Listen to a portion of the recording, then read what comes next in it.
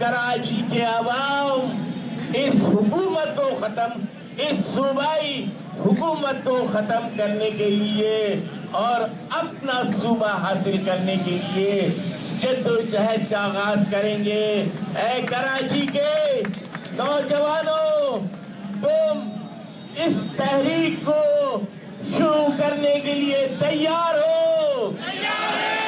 क्या इन 15 साल में सिंध में गुर्बत कम हुई है या बढ़ी है? क्या हालत में कमी आई है? इंसाफ मिला है? हक मिला है? नहीं मिला।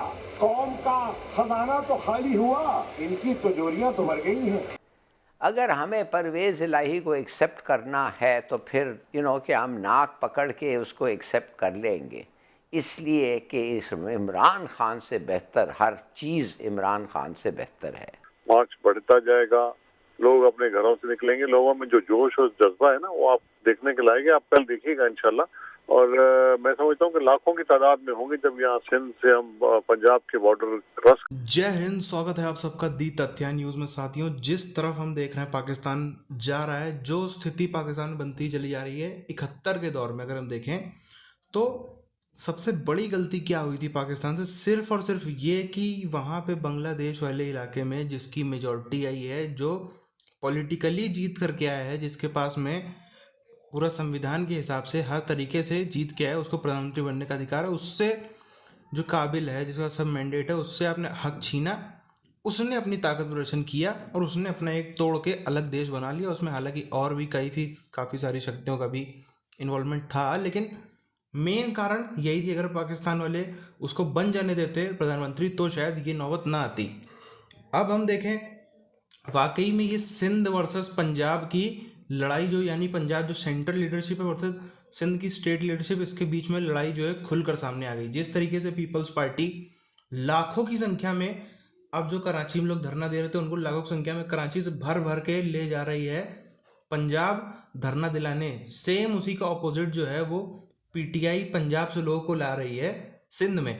अब ये आप समझ सकते हैं कितना ज़्यादा जो हाई टेंशन मुकाबला हो गया है। पूरी चीज़ की तरफ हम चलते हैं। आप चैनल को सब्सक्राइब करके बेल आइकन दबा लें।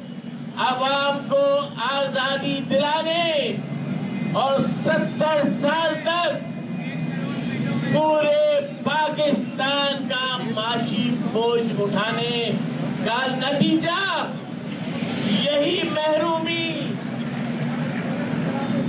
यही बेइंतजामी, यही मजबूरी और यही बेकसी है।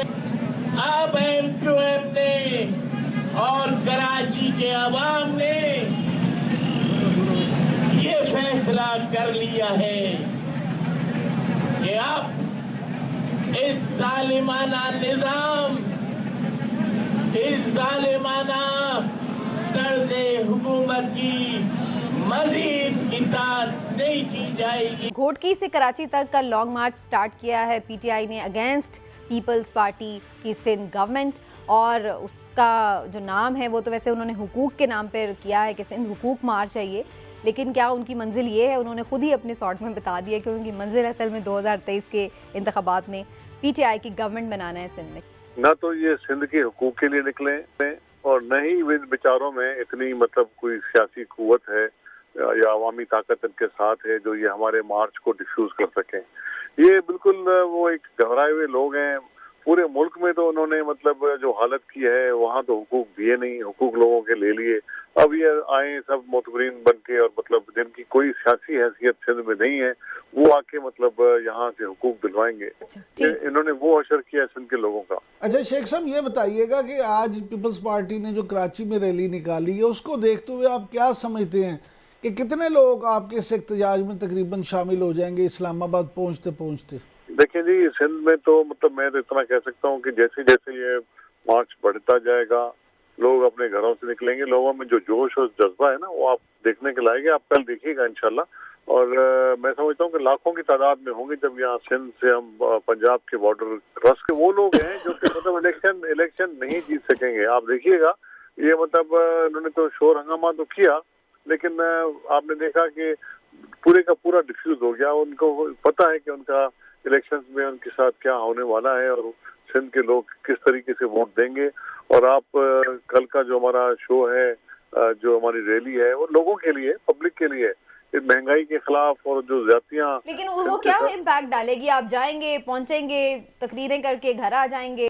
वडेरा बदमाशी ये निकल रहा है कल, और 1200 अरब जो इनको हर साल मिलता है वो किधर गया है, और क्या हालात हैं सिंध के, वो लोगों को इन पीटीआई का जो मार्च है, आई होप वो पूछेंगे उनको ये सवाल। या माय गॉड, किसको नहीं पता है कि 50 साल पीछे, जब ये आते हैं तो 30 साल पीछे, जब ये जाते हैं 30 या 50 साल पीछे होता है सिंध। तो फॉर गॉड सेक, मेरे ख्याल में इट्स एम्बैरेसिंग, इट्स बड़ा अफसोस होता है देखना क्या हो गया है सिंध को।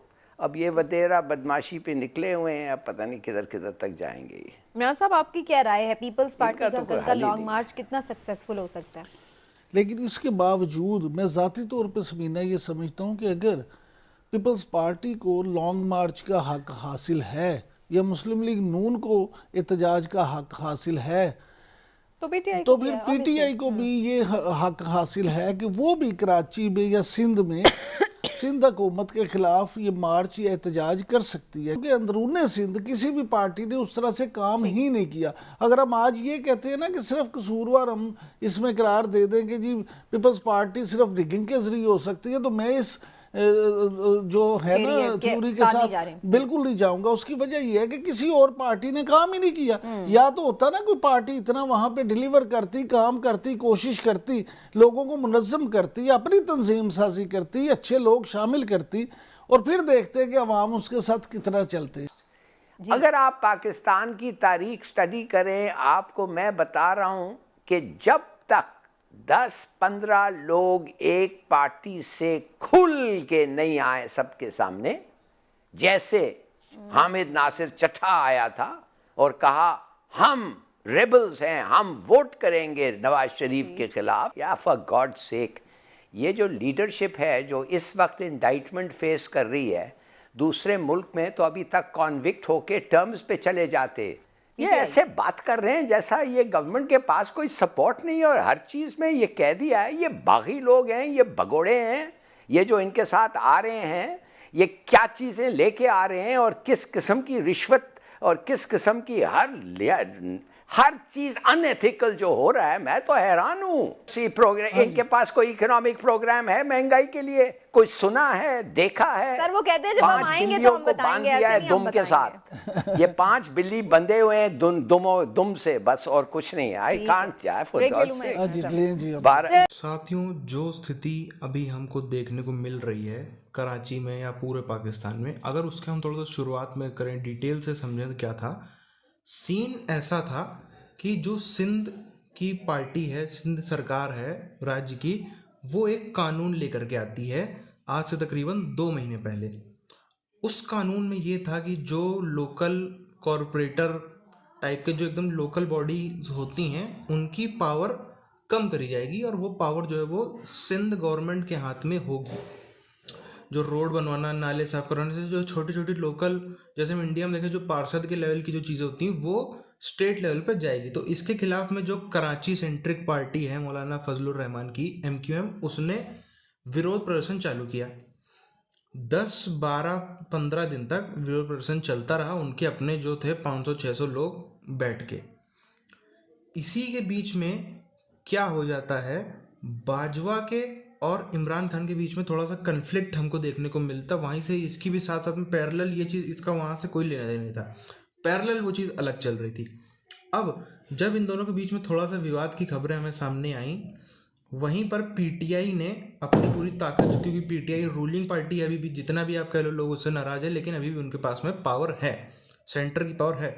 उसने अपनी पूरी ताकत झोंक दी इस धरने को मजबूत बनाने में। MQM के पीछे पीटीआई के जितने कार्यकर्ता थे, प्लस उनके जितने भी शुभचिंतक, उनके फॉलोअर, उनके सपोर्टर, प्लस पैसे से लाई भीड़, पूरी ताकत झोंक दी उसके खिलाफ में, वहाँ पे सिंध सरकार के खिलाफ विरोध प्रदर्शन करने में। और इनडायरेक्ट में ये भी एक कारण था कि बाजवा जो था वो सिंध गवर्नमेंट को इतने सालों से उसने कभी डिस्टर्ब नहीं किया, क्योंकि उन दोनों के बीच में अच्छा तालमेल है, पीपल्स पार्टी और बाजवा के बीच में। अब यहीं से सारे मामला जो है वो चालू हो जाते हैं। एकदम से लाखों की भीड़ आ गई। जो 15-16 दिन तक 500-600 की भीड़ थी, एकदम से वो लाखों में बदल गई। कराची घिरने लगा, पूरा कराची के रोड जाम, सड़क जाम, चक्का जाम, ये सब चीज़ें होने लगी। इसी सब के बीच में जैसे तैसे करके सिंध सरकार ने वो कानून वापस भी लिया।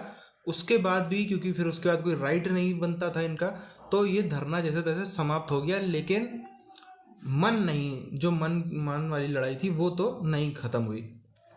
अब हम देखें उतने ही में इसी बीच में जो इमरान खान है वो चला जाता है रशिया। इमरान खान जब रशिया में, उसी के बीच में बाजवा की और नवाज शरीफ की मीटिंग होती है लंदन में। इसके बहुत बड़े कयास निकाले गए। इससे साफ तौर पर ये समझा गया कि अब जो है वो बाजवा ने लात मार दी है इमरान खान को, और बाजवा ने अब जो है वो अपना आशीर्वाद नवाज शरीफ के ऊपर और बाकी पार्टीज के ऊपर रख दिया है। अब प्रधानमंत्री बदलेगा। शहबाज शरीफ का इसमें नाम भी फाइनल हो गया।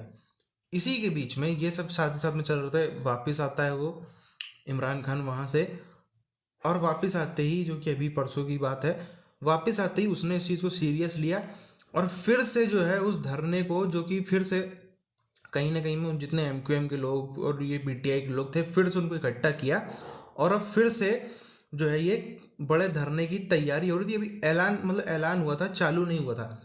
उसी में आनन फानन में सिंध ने भी, जो सिंध वाली पार्टी है पीपल्स पार्टी, उसने भी ऐलान कर दिया कि हम भी अब जो है वो लाखों लोग लेके जाएंगे सिंध से पंजाब।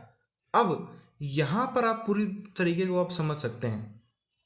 अब ये लड़ाई जो है खुलकर सामने आ गई है। इमरान खान वर्सेस जरदारी परिवार, जो है पीपल्स पार्टी वर्सेस PTI के बीच में।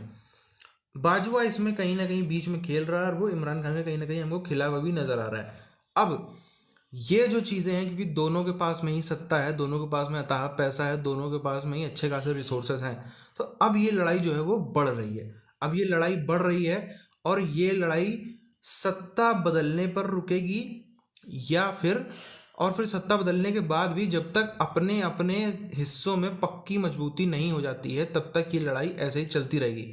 बहरहाल आगे क्या होता है उस हिसाब से तो आप सबको हम अपडेट करते रहेंगे। लेकिन अब ये जो है वो सिंध के लोगों में एक चीज़ आ चुकी है कि हमको यहाँ पे हमारा कुछ होने वाला नहीं, हमको दूसरा विकल्प तलाशना पड़ेगा। इसी के साथ आप अपनी राय नीचे कमेंट में बताइए। मिलते हैं आप सबसे आने वाले वीडियोज़ में, तब तक के लिए जय हिंद।